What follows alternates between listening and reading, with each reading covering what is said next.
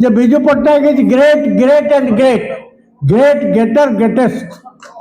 ये आम समस्ते सम्मित होचे। आज ये ओडिशार स्वर सुदूर मालकानगिरी रायरंगपुर पर्यंत समग्र ओडिशा मानचित्र जो माने विजु विचार सहित पीढ़ी पर पीढ़ी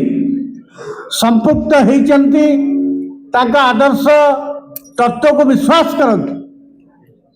से पीढ़ी लोके एवं सभा तल पीढ़ी अनेक युवबंधु निर्वाचित विधायक पूर्वतन विधायक ता सहित युव छात्र परिषदर कर्मकर्ता समस्ते एवं नारी नेत्री समस्ते आम ये उपस्थित हो अतीत को रोमंथन करने सहित भविष्य मार्ग को प्रस्तुत करिवार आह्वान ओडिशा नागरिक मंच पाखरे एक मुख्य कार्यक्रम भावरे से संपर्क आम दृष्टिकोण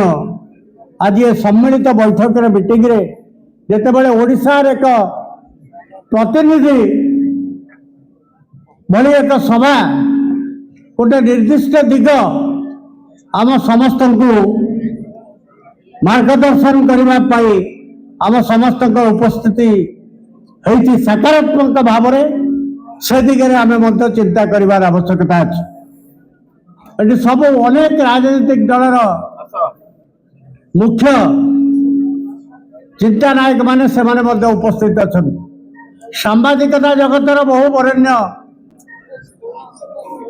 व्यक्ति विशेष अच्छा सहित समाजर प्रशासनिक शासन एवं भिन्न भिन्न समाज सेवा कार्य जो मानकर परिचिति अच्छी से उपस्थित अच्छा 2 वर्ष धरी ओडिशार अस्मिता ओडिशार विकास ओडिशार प्रगति को आधार करी गोटे सरकार प्रतिष्ठित होती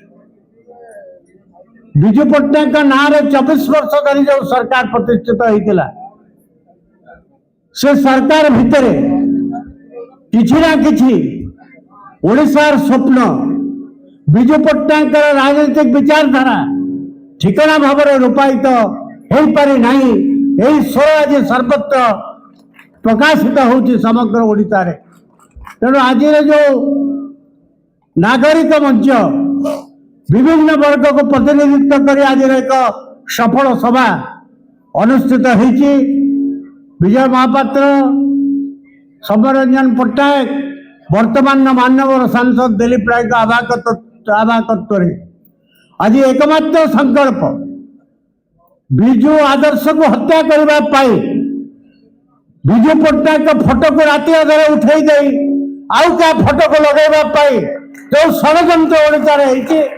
विरुद्ध ओडिशा युवक छात्र ता स्वर उत्तोलन कर खाली से स्वर उत्तोलन करने नुहे अशोक 100 वर्ष पर जहाँ कहते जड़े वक्ता विजु पट्टनायक आदर्श किए विजु पट्टनायक आदर्श हूँ महामेघवान ऐर खारबेल से महामेघवान ऐर खारबेल को से आदर्श करते वीरत्व पाई गौरवोज्वल परंपरा पाई गौरवोज्वल ऐतिह्य पाई जो पराजय पराभव ओडिया जाति भोगी तार प्रतिशोध नहीं महामेघवान ऐर खारबेल आज ओडिशा नागरिक मंच ओडिशार अस्मिता ओडिशार विकास और प्रगति विजु पट्टनायक स्वप्न को साकार करने ढांचारे कार्य आगु को जदि नब समस्त को सांगे नहीं ताहले प्रति श्रेष्ठ श्रद्धांजलि हम आज एति कही मो वक्तव्य शेष कर बंदे उत्तर जन।